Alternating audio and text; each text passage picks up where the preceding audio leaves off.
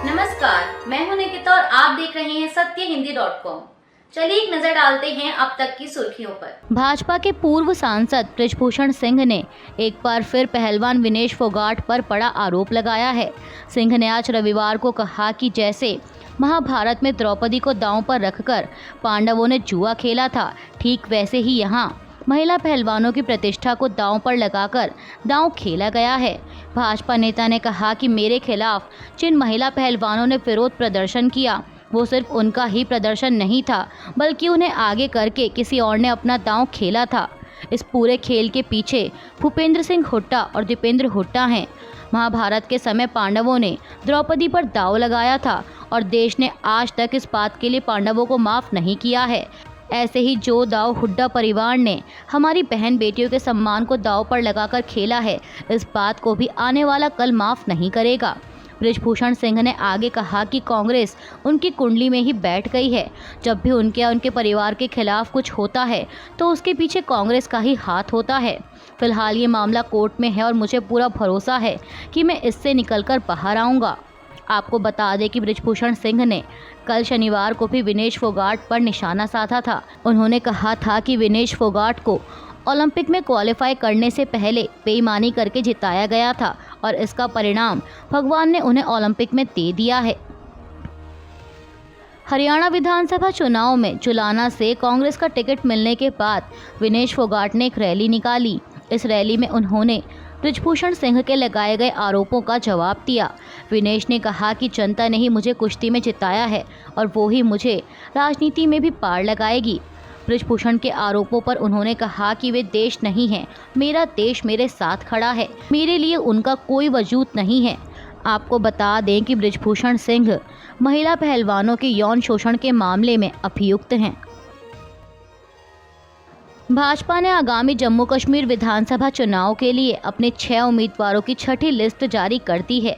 List के मुताबिक करनाह से मोहम्मद इदरीस करनाही, हंदवाड़ा से गुलाम मोहम्मद मीर, सोनावारी से अब्दुल रशीद खान, बांदीपोरा से नसीर अहमद लोन, गुरेज से फ़कीर मोहम्मद खान और उधमपुर ईस्ट से आरएस पठानिया को टिकट दिया गया है।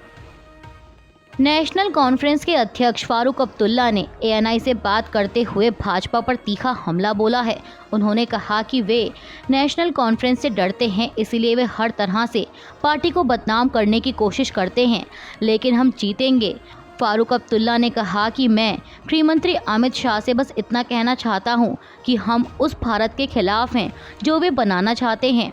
भारत सबका है, हिंदू मुस्लिम सिख बौद्ध ईसाई सबका है। हम घुसपैठिए नहीं हैं, हम मंगलसूत्र छीनने नहीं जा रहे हैं जो वे मुसलमानों पर उंगली उठा रहे हैं। उन्हें पता होना चाहिए कि मुसलमानों ने भी देश की आज़ादी के लिए अपनी जान कुर्बान की है।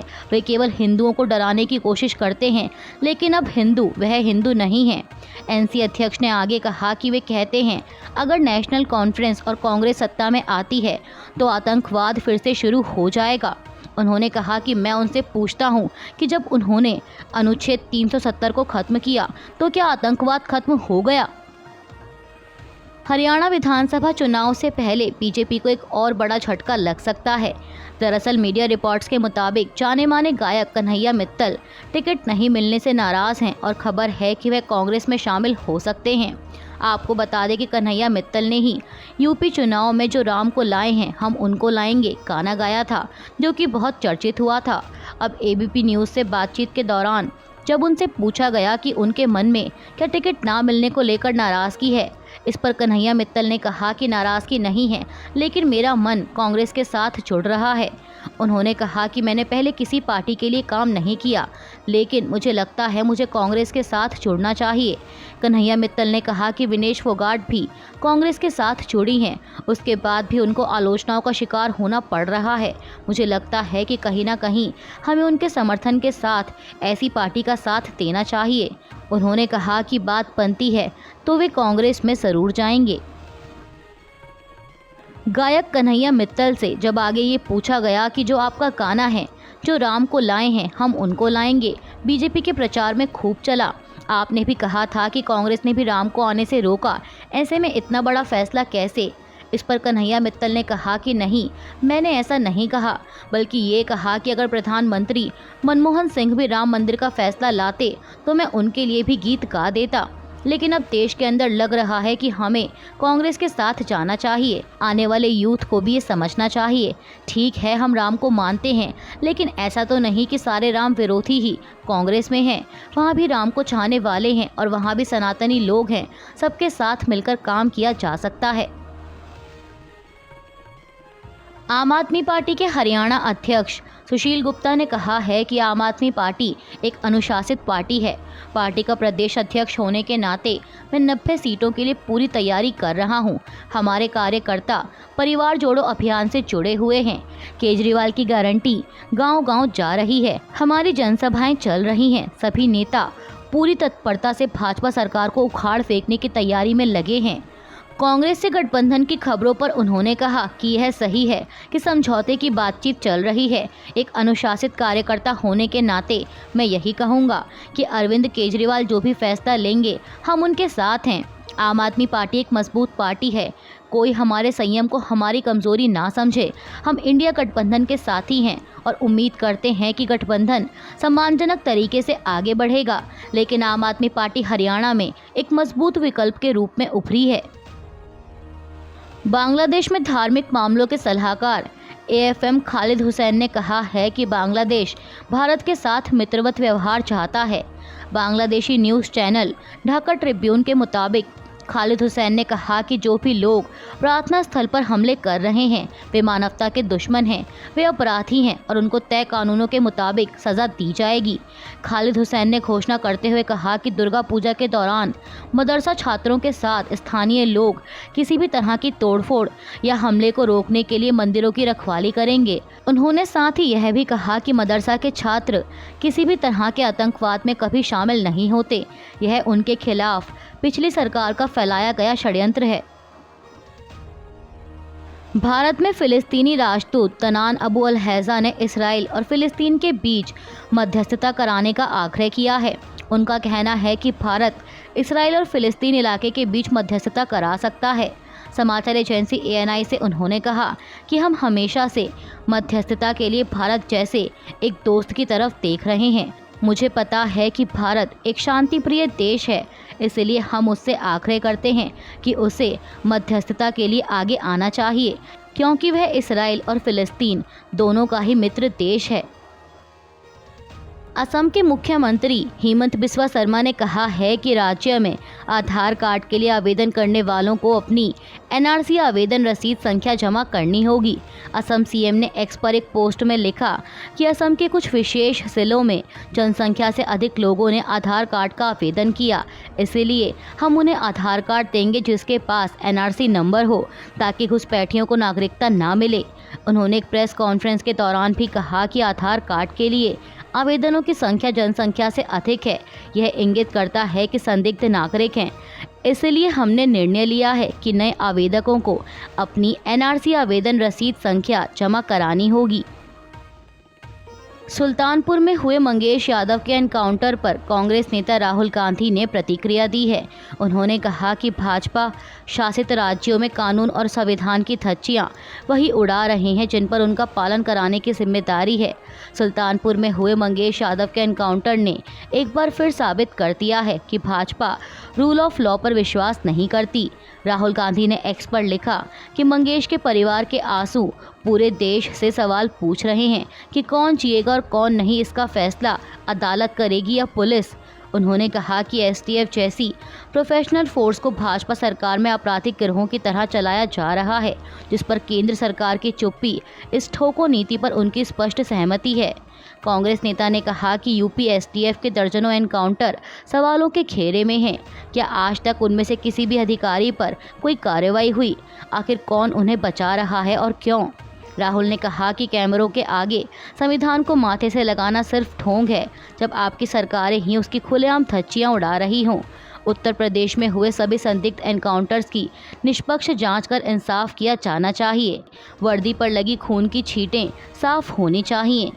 आपको बता दें कि UP STF की टीम ने 5 सितंबर को मंगेश यादव का एनकाउंटर किया था। पुलिस पुलिस के मुताबिक मंगेश यादव सुल्तानपुर में एक ज्वेलरी शॉप में लूट का आरोपी था। समाचार एजेंसी पीटीआई की एक रिपोर्ट के मुताबिक यह देखते हुए कि समाज को परिवारों में दरार पसंद नहीं है, एनसीपी नेता और महाराष्ट्र के उप मुख्यमंत्री अजीत पवार ने कहा कि उन्होंने अपनी गलती पहले ही स्वीकार कर ली है। आपको बता दें कि उनका इशारा हाल ही में हुए लोकसभा चुनावों में उनकी पत्नी सुनेत्रा पवार और चचेरी बहन सुप्रिया सुले के बीच हुए चुनावी मुकाबले की ओर था। गौरतलब है कि 1 महीने से भी कम समय में यह दूसरी बार है जब अजीत पवार ने सार्वजनिक रूप से स्वीकार किया है कि उन्होंने सुले के खिलाफ अपनी पत्नी को मैदान में उतारकर गलती की है और कहा कि राजनीति को घर में प्रवेश नहीं करना चाहिए। बीते 1 साल से अधिक समय से जातीय हिंसा की आग में झुलस रहे देश के पूर्वोत्तर राज्य मणिपुर के जिरीबाम जिले में कल शनिवार को ताज़ा हिंसा में 5 लोगों की मौत हो गई। पुलिस के अनुसार उग्रवादियों ने जिला मुख्यालय से करीब 5 किलोमीटर दूर एक सुनसान जगह पर अकेले रहने वाले एक व्यक्ति के घर में घुसकर उसे सोते समय गोली मार दी। पुलिस ने बताया कि हत्या के बाद जिला मुख्यालय से करीब 7 किलोमीटर दूर पहाड़ियों में युद्धरत समुदायों के लोगों के बीच भारी गोलीबारी हुई, जिसमें 3 पहाड़ी उग्रवादियों सहित 4 हथियारबंद लोगों की मौत हो गई। कांग्रेस ने हरियाणा विधानसभा चुनाव के लिए जारी की गई अपने 31 उम्मीदवारों की पहली लिस्ट में पहलवान विनेश फोगाट को जुलाना विधानसभा सीट से उम्मीदवार बनाया है। इस पर प्रतिक्रिया देते हुए विनेश फोगाट ने एक्स पर लिखा कि कांग्रेस पार्टी द्वारा विधानसभा चुनाव में जुलाना विधानसभा से प्रत्याशी बनने का अवसर देने के लिए सीनियर लीडरशिप का आभार व्यक्त करती हूं।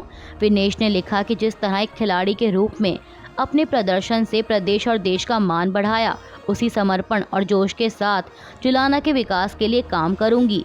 उन्होंने कहा कि अपने इलाके के लोगों के आशीर्वाद, प्यार और समर्थन की अपेक्षा करती हूं। जिस प्रकार खेल और खिलाड़ियों के अधिकारों के लिए लड़ाई लड़ी, उसी दृढ़ता के साथ हर नागरिक के हक और बेहतरी के लिए संघर्ष करूंगी। हरियाणा विधानसभा चुनाव के लिए आम आदमी पार्टी और कांग्रेस के बीच संभावित गठबंधन और आम आदमी पार्टी नेता राघव चड्ढा से मुलाकात करने पर हरियाणा कांग्रेस के अध्यक्ष दीपक पापरिया ने कहा कि मुझे कांग्रेस ने यह जिम्मेदारी दी है और पिछले 2 दिनों में राघव चड्ढा से यह मेरी दूसरी या तीसरी मुलाकात थी।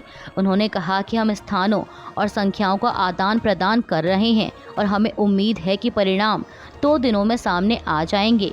दीपक पापरिया ने आगे कहा कि यह निर्भर करता है, अगर कांग्रेस और आम आदमी पार्टी दोनों के लिए जीत की स्थिति होगी तभी नतीजा आएगा। मैं इसके लिए प्रयास कर रहा हूं।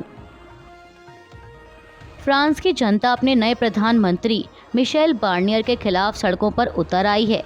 प्रदर्शनकारी मिशेल को प्रधानमंत्री नियुक्त किए जाने का विरोध कर रहे हैं। आपको बता दें कि कुछ दिनों पहले ही फ्रांस में चुनाव हुए थे। इस चुनाव में दक्षिणपंथी पार्टियों को हराने के लिए वामपंथी दलों ने अपना गठबंधन बनाया था। हालांकि पूरे चुनाव के दौरान दक्षिणपंथी पार्टियां मजबूत नजर आ रही थी, लेकिन आखिर में नतीजे वामपंथी पार्टियों के पक्ष में रहे।